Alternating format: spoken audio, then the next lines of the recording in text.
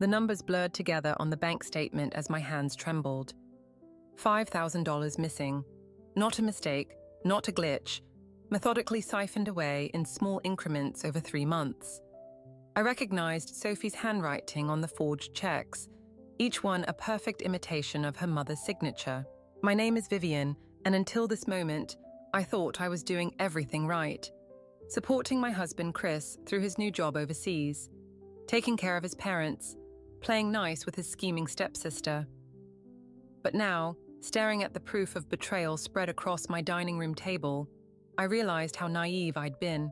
"Everything okay in here?" Sophie's voice drifted from the doorway, honey-sweet and dripping with false concern. "Mom was wondering if you'd finished with the monthly reconciliation." I kept my eyes on the papers, carefully controlling my expression. "Just wrapping up. Tell Evelyn I'll bring everything to her in a few minutes. You know how she worries about the finances since Dad's retirement." Sophie moved closer, peering over my shoulder. "Anything I can help with?" "No." I shuffled the incriminating statements into a folder. "I've got it handled." She lingered, perfectly manicured nails drumming against the table's surface. "It must be such a burden managing everything while Chris is away. If you're feeling overwhelmed..." I said I've got it handled. The edge in my voice made her step back, but I caught the flash of calculation in her eyes before she masked it with a sympathetic smile. "Of course, just trying to help." She retreated toward the door. "Oh, and don't forget, Tom and I are hosting dinner tomorrow night. The whole family's coming. Even that sweet neighbor of yours, Karen. It would mean so much to Mom if you could make it." The invitation hung in the air like a challenge. I nodded once, already plotting how to use the gathering to my advantage. Wouldn't miss it. After she left, I pulled out my phone and snapped photos of every fraudulent check, every suspicious transaction. My fingers moved quickly, methodically, like they used to when I'd helped my parents with their small business accounting before the accident. They'd taught me to trust numbers. Numbers don't lie, they'd say. Numbers tell stories that people try to hide. The front door opened and closed downstairs. Evelyn's voice carried up, warm and confused. "Sophie, I thought you were helping Vivian with the accounts." "Oh, she said she had everything under control." Sophie's response was perfectly pitched, concerned, slightly worried. "Actually, Mom, I've been meaning to talk to you about something." I gripped the edge of the table, my knuckles white. 3 years I'd spent trying to be the perfect daughter-in-law, supporting Chris's dreams, caring for his family, ignoring Sophie's subtle digs and manipulations. But this, stealing from her own mother, probably planning to blame it on me when the truth came out, this was different. My phone buzzed with a text from Chris. "Missing you, how's everyone doing?" I stared at his message, thinking about how much he adored his stepsister, how he always defended her when I tried to point out her games. He'd never believed she could do something like this without proof, and even with proof, it would break his heart. Below, Sophie's laughter floated up the stairs, followed by Evelyn's softer chuckle. The sound made my jaw clench. I thought about the dinner tomorrow night, about all the careful masks we'd wear, the polite conversations hiding ugly truths. Fine. If Sophie wanted to play games, I could play too. But I'd learned from my parents that the best revenge, like the best accounting, requires patience, precision, and attention to detail. I opened my laptop and began to dig deeper into the family's finances, knowing that somewhere in these numbers lay the key to Sophie's downfall. Let her think she's won. Let her believe I'm just the naive sister-in-law, too trusting and overwhelmed to notice her schemes. Tomorrow's dinner would be just the beginning. After all, revenge, like family, is best served at home. The family dinner felt like a carefully choreographed dance, with Sophie playing the perfect hostess. I watched her refill Evelyn's wine glass for the 3rd time, noting how she'd barely touched her own. "Vivian, you've been so quiet tonight," Sophie said, sliding back into her seat. "Is everything all right with the accounts? Mom mentioned you seemed stressed yesterday." Across the table, Tom's eyes flickered between us. He'd been watching me all evening with an intensity that made my skin crawl. I forced a smile. "Everything's fine. Just double-checking some numbers." "Oh, you don't need to worry about that anymore." Sophie announced, reaching for Evelyn's hand. Tom's offered to help with the finances. He has experience in wealth management. The fork stopped halfway to my mouth. That won't be necessary. Chris trusted me with... But darling, Evelyn cut in, her words slightly slurred. You're already doing so much, and Sophie says you've been overwhelmed lately. Mason cleared his throat from the end of the table. Vivian's doing an excellent job. I don't see any reason to... Actually, Tom interrupted, I've been reviewing some of the recent statements. There are several concerning patterns that need addressing. My chest tightened. Karen, sitting beside me, placed a gentle hand on my arm. She'd witnessed enough of Sophie's manipulations over the past year to recognize what was happening. What kind of patterns? I kept my voice steady, even as rage burned through my veins. Sophie dabbed her lips with a napkin. Tom noticed some irregular transfers. Small amounts, but they add up. We're just worried about Mom and Dad's retirement fund. The accusation hung in the air, unspoken but clear. I pushed back my chair, the screech against hardwood making everyone flinch. Show me. Tom produced a folder, too quickly, as if he'd been waiting for this moment. The documents inside were highlighted and annotated, painting a deliberate picture of mismanagement. My hand shook as I recognized the same transactions I'd discovered yesterday, but twisted to implicate me instead of Sophie. This is ridiculous, Karen spoke up. Vivian's been managing my accounts for months. She's meticulous. With all due respect, Sophie's voice dripped concern. Family finances are different. The emotional attachment can cloud judgment. I looked at Mason, seeing the doubt creep into his eyes. At Evelyn, already half convinced by her daughter's performance. The room spun slightly as pieces clicked into place. Sophie's dinner invitation, Tom's involvement, the careful orchestration of this moment. I need some air. I stood up, my chair toppling backward. Karen rose to follow, but I waved her off. In the kitchen, I gripped the counter, breathing deep. Through the window, I could see my reflection fractured by raindrops. Appropriate, given how thoroughly Sophie had just shattered my position in the family. Quite a performance in there. Tom's voice made me spin around. He stood in the doorway, holding 2 glasses of wine. Sophie said you'd be difficult about this. Did she also tell you about the forged checks? His smile never wavered. Careful, Vivian. Accusations like that could tear this family apart. Is that what you want? What I want is... Everything okay? Sophie appeared behind Tom, her hand sliding possessively around his waist. Mom's asking for you, Tom. She has questions about the investment strategies you mentioned. I watched them return to the dining room, my mind racing. They'd orchestrated this perfectly, using my own discovery against me, positioning themselves as concerned protectors while painting me as the threat. But they'd made one crucial mistake. My phone buzzed, a text from Chris. Video call tomorrow. Miss you. I typed back quickly. Can't wait. So much to tell you. Through the doorway, I could hear Sophie consoling Evelyn, promising to help sort out the financial mess. Mason's deep voice rumbled with questions about Tom's credentials. Karen's defensive protests were being politely but firmly dismissed. Fine. If Sophie wanted to play this game, she'd learn what happens when you corner someone with nothing left to lose. I had the original documents, the transaction records, and most importantly, I had time. Chris wouldn't be home for another month, plenty of time to unravel Sophie's perfect plan, thread by thread. I straightened my spine and walked back into the dining room, where Sophie was now showing everyone a spreadsheet on her laptop. She looked up, triumph gleaming in her eyes. Feel better? She asked sweetly. I smiled back, matching her tone. Much better. In fact, I think things are finally becoming clear. Karen's kitchen always smelled like cinnamon, but today even that couldn't calm my nerves as I spread the documents across her counter. Look at these signatures, I said, pointing to 3 different checks. The strokes are identical, not similar.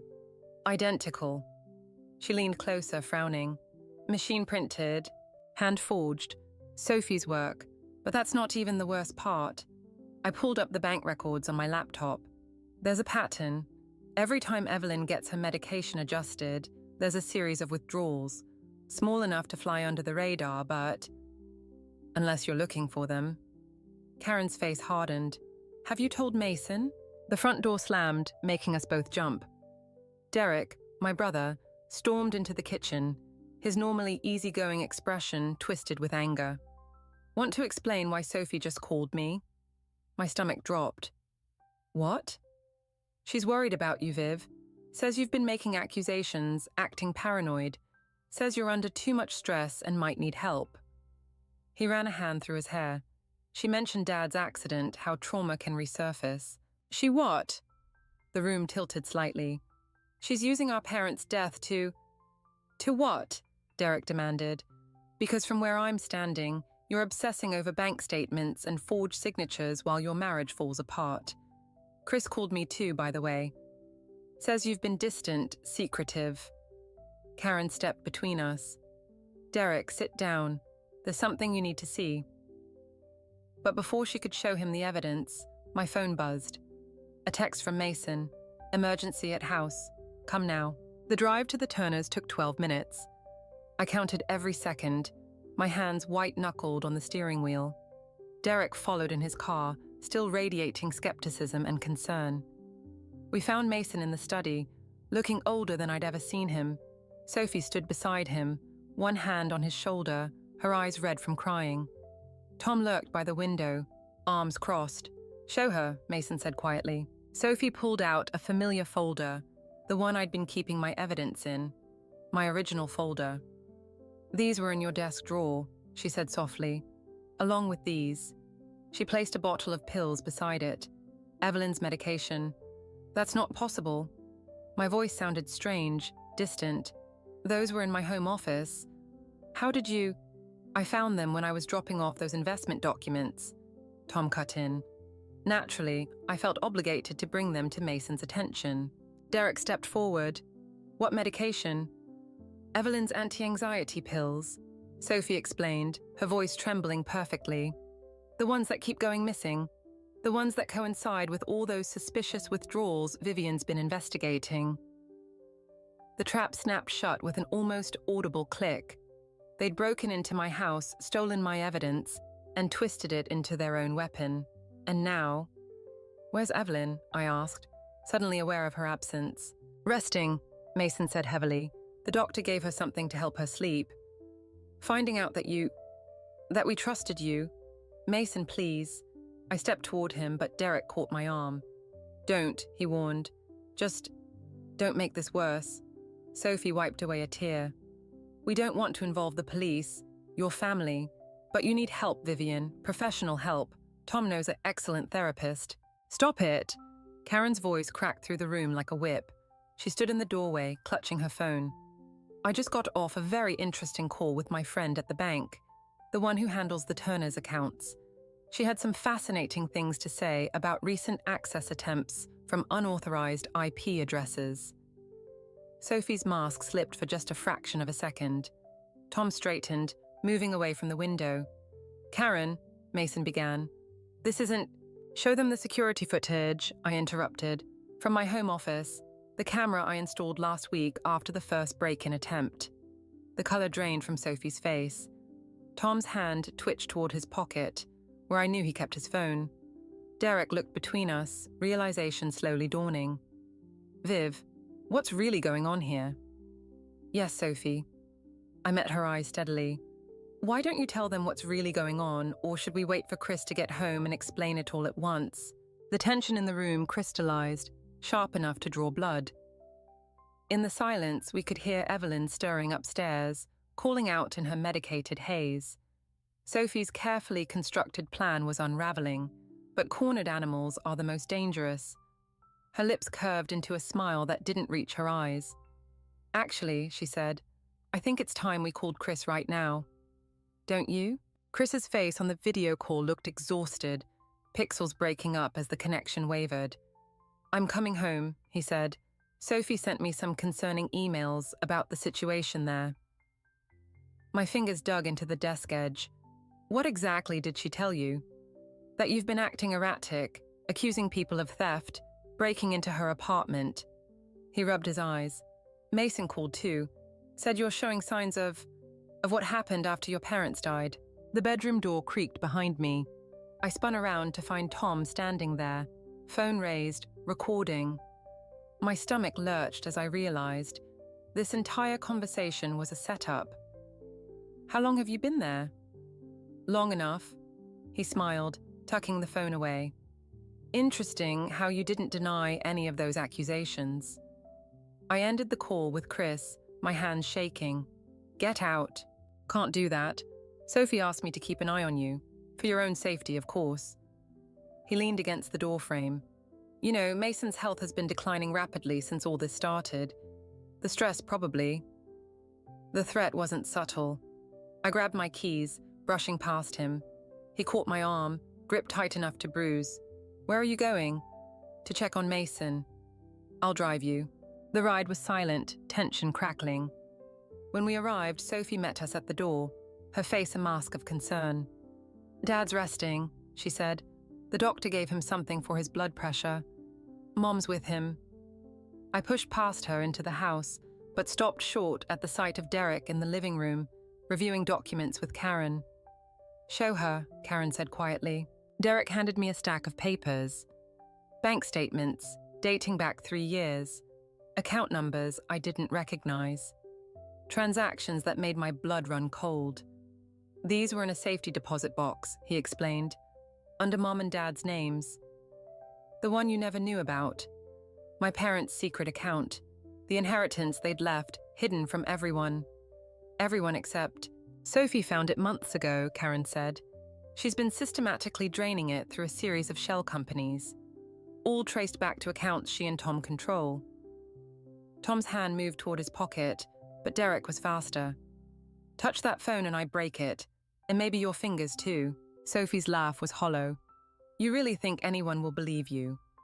The grieving sister, obsessed with her parents' death, imagining conspiracies. The unstable daughter-in-law, jealous of family connections. She moved closer, voice dropping. I own this narrative, Vivian. I've spent months building it. Every erratic action, every angry outburst, I orchestrated them all. Why? The word felt like glass in my throat, because you were supposed to be temporary. The sweet, broken girl Chris married out of pity. But you stayed. You thrived. You started looking at the accounts, asking questions. Her smile turned cruel. Did you really think I'd let some orphan with daddy issues take what's mine? Upstairs, a door opened. Evelyn's voice drifted down, slurred and confused. Sophie, is Vivian here? I need to tell her. Mom's not feeling well, Sophie called back. Remember what the doctor said about rest? But Evelyn appeared at the top of the stairs, gripping the railing. Her eyes were glassy, unfocused. The medicine. Something's wrong with the medicine. She swayed, and I lunged forward just as she collapsed.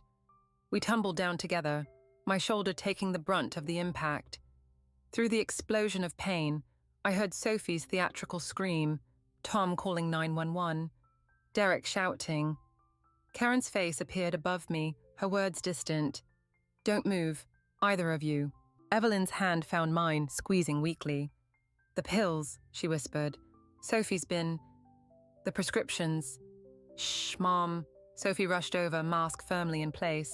You're confused. The paramedics are coming. But I saw it now. The perfect plan. Sophie hadn't just been stealing money.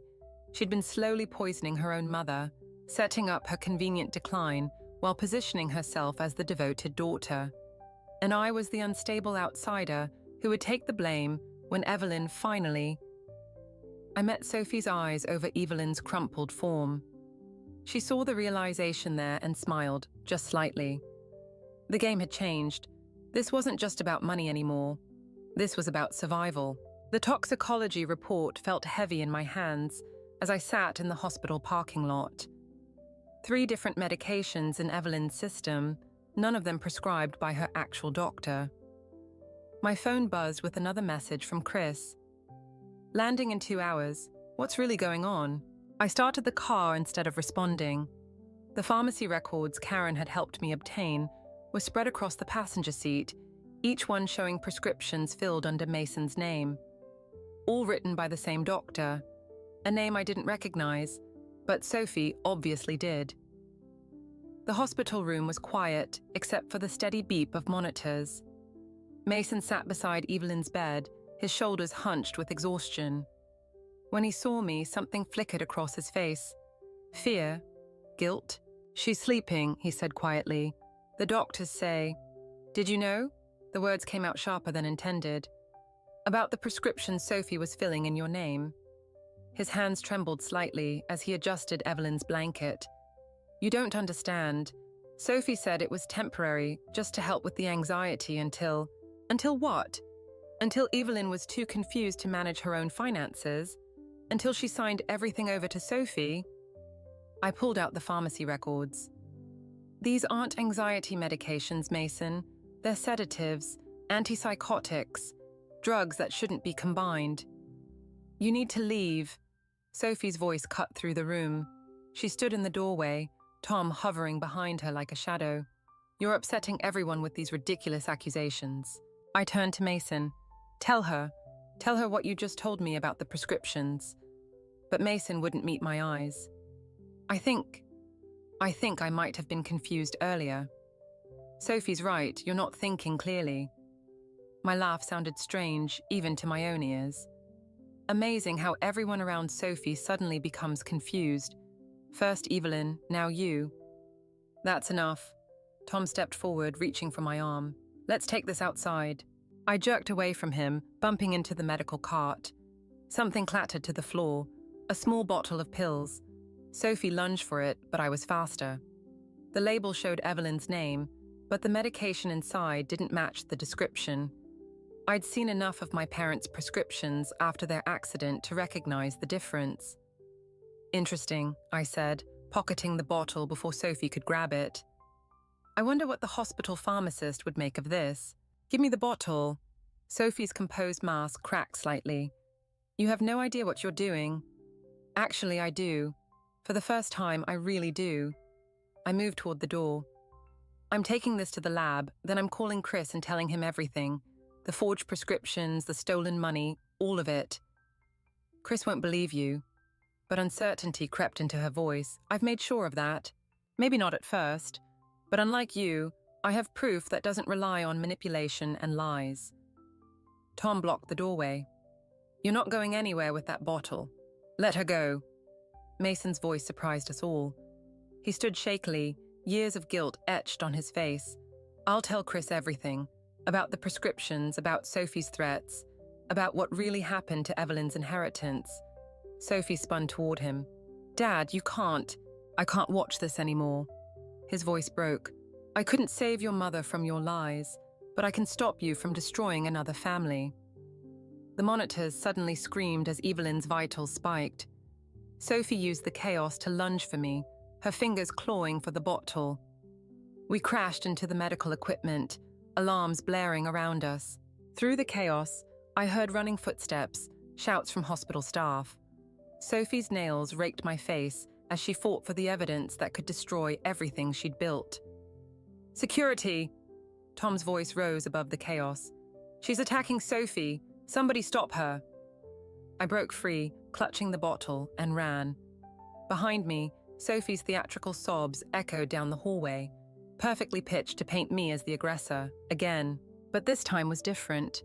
This time I had proof, not just of the financial fraud, but of something far worse, something that could send Sophie to prison instead of just exposing her lies. My phone buzzed as I reached my car. Chris's message was simple. "At the airport. Where are you?" I started the engine, my hands steady for the first time in weeks. The game had changed. Sophie thought she was fighting for money and control. I was fighting for justice, and unlike her, I knew exactly how far I was willing to go to get it. The lab results lay scattered across Karen's kitchen table like evidence from a crime scene. Each page confirmed what we already knew. The medications in Evelyn's system were slowly poisoning her. But Sophie had been thorough. Every prescription traced back to Mason's name, every transaction carefully documented. "She's thought of everything," I said, my voice hollow. "Even if we take this to the police..." They'll see a concerned daughter helping her father manage prescriptions. Karen's fingers drummed against her coffee mug. And a troubled daughter-in-law making wild accusations. My phone buzzed. Chris. Where are you? Sophie says you attacked her at the hospital. Before I could respond, another message appeared. Police want to talk to you about the incident. The doorbell rang, making us both jump. Through Karen's front window, I saw Tom's car parked across the street, Sophie in the passenger seat. 2 police officers stood on the porch. Back door, Karen whispered, already gathering the papers. I'll stall them. I slipped out through the garden, heart pounding. But Sophie had planned for this too. Derek stood by my car, his expression torn between concern and accusation. You need help, Viv, he said quietly. Everyone can see it except you. Did Sophie tell you about the prescriptions, about what she's doing to Evelyn? She told me about the paranoid accusations, about how you're acting exactly like you did after Mom and Dad. He stepped closer. Let me help you, like I should have back then. The betrayal hit harder than any physical blow. I backed away from him, from the brother who'd once promised to always believe in me. You have no idea what's really happening. I know my sister. His voice cracked, and this isn't you. Police radio chatter grew closer. I ran, leaving everything behind. The evidence, my car, my last ally. Sophie had orchestrated this perfectly, using my own past trauma to paint me as unstable. Even Derek believed her now. The hospital was my only option. If I could get to Mason, get him to tell the truth about the prescriptions. But Sophie had thought of that too. Security stopped me at the entrance. Miss Miles, we need you to come with us. There's a restraining order. I backed away, watching my last chance crumble. Through the hospital windows, I saw Sophie entering Evelyn's room, her mask of concern firmly in place. Mason wouldn't help me now. No one would. My phone buzzed again. Chris. Coming to get you. Stay where you are. Please don't make this worse. Rain started falling as I walked, no destination in mind. Sophie had won. She'd isolated me completely, turned everyone against me, even used my parents' death to destroy my credibility. The evidence I'd gathered meant nothing without someone to believe it. A car slowed beside me. Tom rolled down the window, his smile triumphant. Need a ride? Sophie's worried about you wandering around in the state. Tell Sophie she can stop pretending. She's won. Has she? His smile widened. Then why are you still fighting? Why not just let go, like your parents did? The implication hit me like ice water. I stared at him, seeing something dark and familiar in his expression. What do you know about my parents' accident? He shrugged, but his eyes gave him away. Accidents happen all the time. Brake lines fail. People get confused about their medications.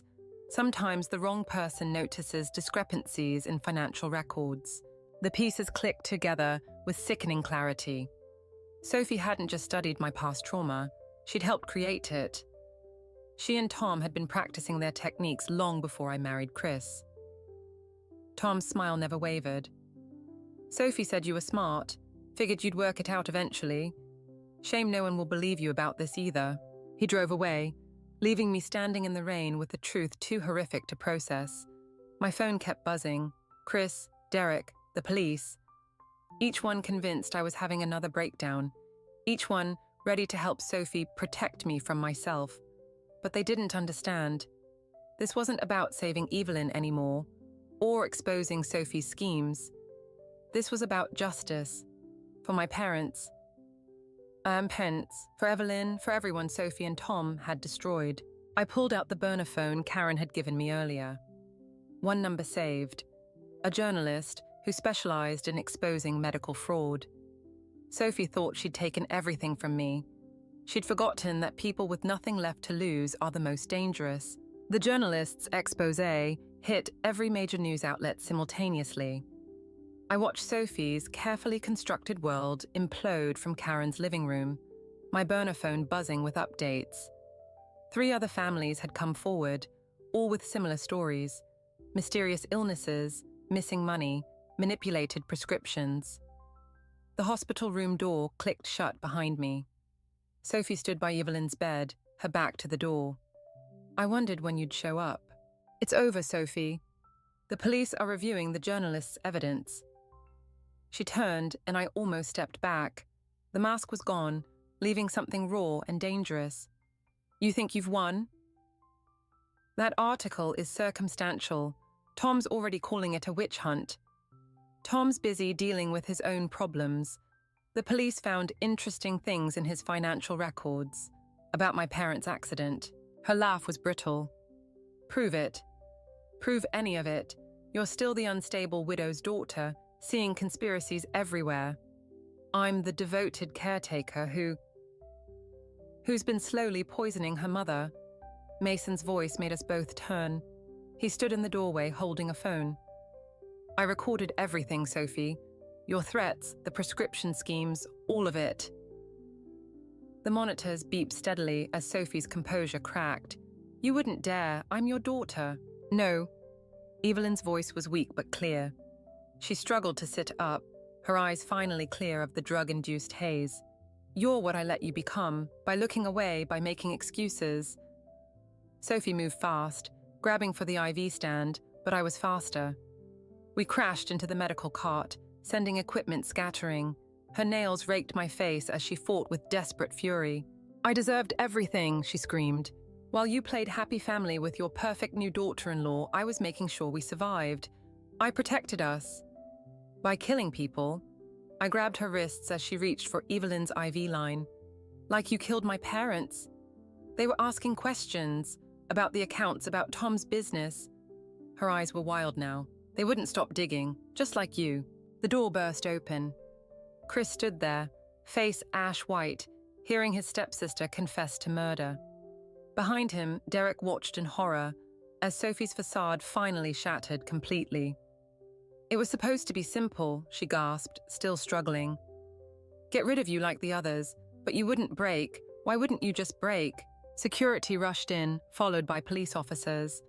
As they pulled Sophie away, she started laughing, a hollow, broken sound.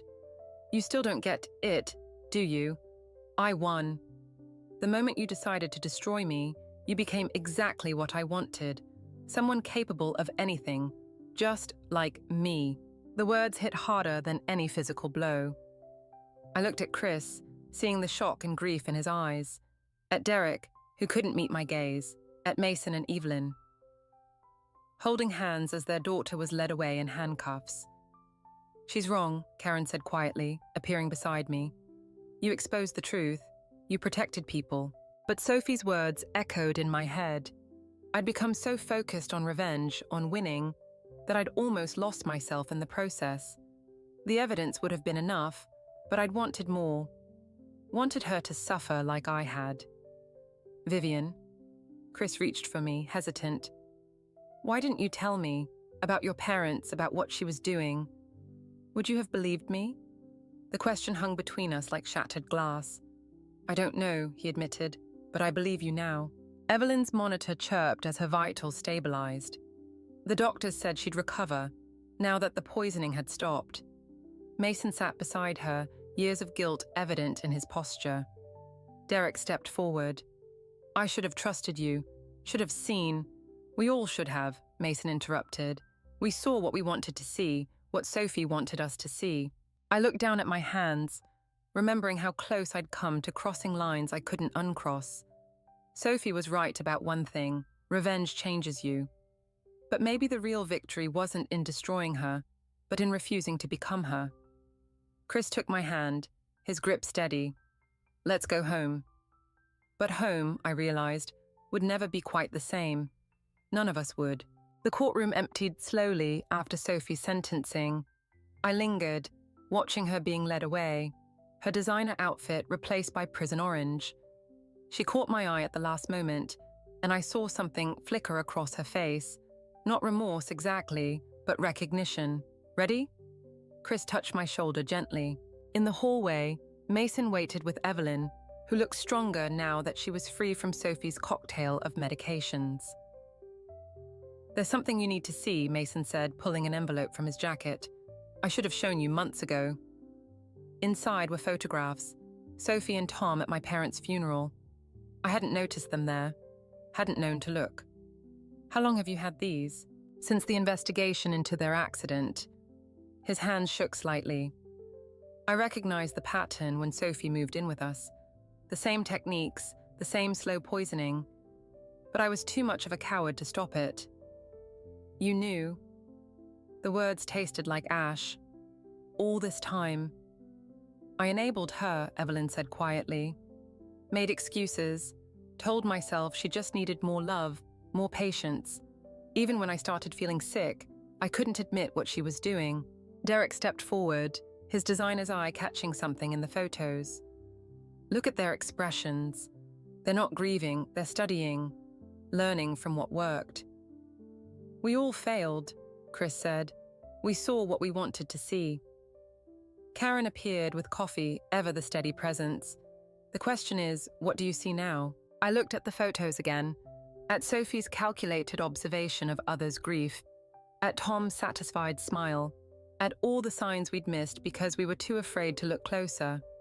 I see the truth, I said, and that's enough.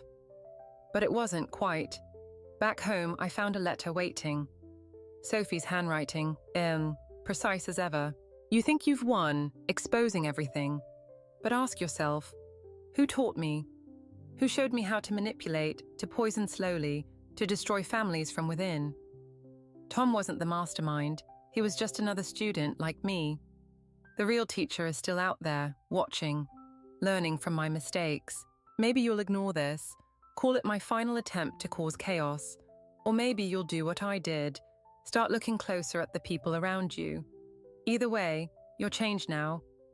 You know too much about human nature to ever feel safe again. Congratulations on your victory, sister. Welcome to the game. Chris found me staring at the letter. What is it? I could tell him. Could start the whole cycle again. Investigation, suspicion, revenge. Could become exactly what Sophie predicted. Instead, I fed the letter into the shredder. Nothing important.